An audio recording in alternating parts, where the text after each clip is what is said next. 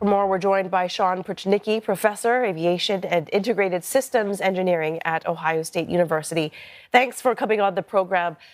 Reports say the control tower staff, they gave pilots of Flight 516 the all clear to approach into Haneda. Based on what we know, what would you say are the possible reasons why this crash happened? Would you say human or more technical error? Well, we're so early in this investigation. There's so many things we need to think about here with these types of accidents. I saw from the images that you show that there's another runway at that airport. So we also have to consider was the landing airplane or even the other airplane on the correct runway. So listening to the control tapes from the air traffic control is probably going to be one of the most significant parts of this, just to determine where was everyone supposed to be? Which runways were you supposed to be? Who, in fact, was supposed to be on the runway? Who was not supposed to be on the runway? What was the quality of the communications? In fact, we see that with a lot of these runway incursions, which this very well could be a runway incursion. And what that means is a aircraft enters a runway that it's not supposed to, and that's a runway incursion. And then potentially something like this happens. So all of those things have to be looked at. And fortunately, air traffic control conversations are taped. So they're going to have that information very quickly. And Professor, and it was also remarkable that nearly 400 passengers and crew made it out of that aircraft within, 90 seconds. I mean, could you take us through the procedure that you would expect in the event like this and how rapidly they were able to evacuate and get to safety?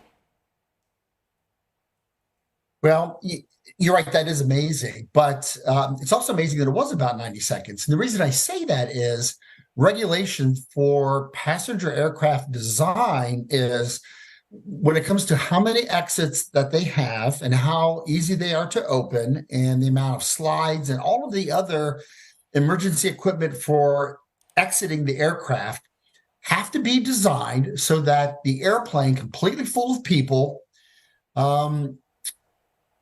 have to be able to exit the airplane in 90 seconds, actually.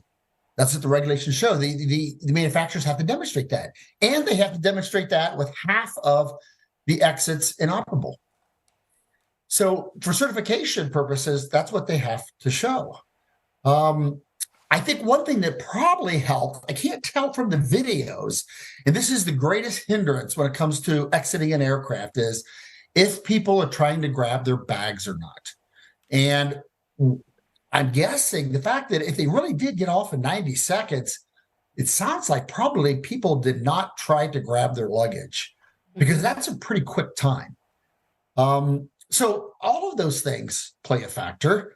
I think one other thing, if I may mention, is I saw a little bit of video of there, some people taking inside. From a survivability standpoint, the smoke was very light in the beginning. That is a huge factor. That makes all the difference in the world. Because with these types of accidents, it's the amount of smoke in the cabin is what makes all the difference for the amount of time to egress. In a lot of these accidents, if they have a large amount of very dense smoke very early on before the egress starts, that's what determines the fatality rate. Because everyone becomes incapacitated very quickly. In fact, you're showing it right now. See how it's very light? So there's time for everyone to get up and get out the doors. Where other accidents we've seen, it comes in extremely thick, very close to the floor. No one can see, no one can function, and everyone's passing out. So all of those things contributed greatly to this amazing success story. That's a very interesting observation you make there. Airspace, is growing increasingly crowded. There have been mounting concerns about near misses on the runway. And one New York Times report says close calls happen multiple times a week in the U.S. How dangerous are these near misses? Why do they keep happening? Well, I think there's a couple factors here. One is we are, in fact, having problems with air traffic control, a limited number of controllers. So we certainly are seeing controllers that are working more shifts, working longer shifts, that there is a potential there. It hasn't been proven yet, but certainly from a fatigue standpoint, there is the potential that could play a role. I would also caution the public that as a former airline pilot, these things do happen. It wasn't, I don't want to say it was common during my 10 years flying for the airline, but it wasn't uncommon. And what I mean by this is no one really knew about those things. Where now news outlets are able to listen to air traffic control net, and there's other websites where they can continuously monitor these things and listen for them.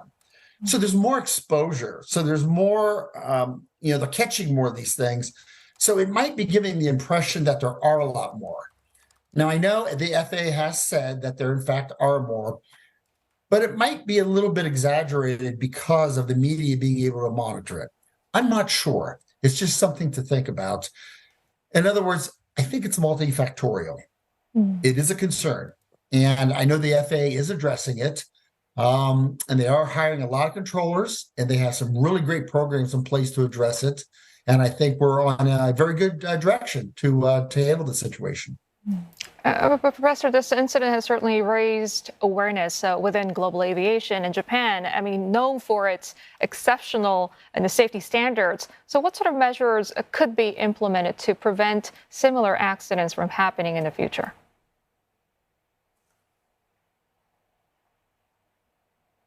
Well, some of the different types of ground radar that are not available or that are not currently installed at all airports show where the airplanes are on the ground. And we have numerous airports here in the United States, not all of them, air carrier airports, where it will signal controllers if an aircraft enters an active runway. There's a screen where it'll start flashing the runway and gives an audible tone. So it gives a heads up that that is happening. That type of ground-based radar can be very effective. And I'm not sure in other countries if it's being used.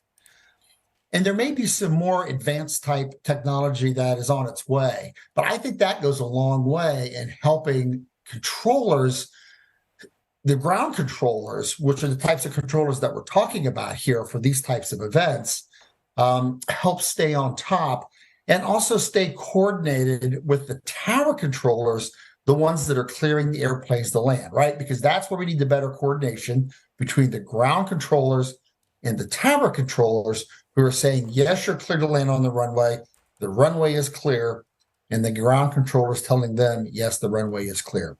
It's that communication. So there's several tools that can help that. And I think we need those implemented at all of the airports where we have commercial flights landing. All right, Professor, I'm afraid we have to leave it there, but thank you very much for your insight and fascinating conversation. Shawn Pruchnicki, a professor of aviation and integrated systems engineering at The Ohio State University.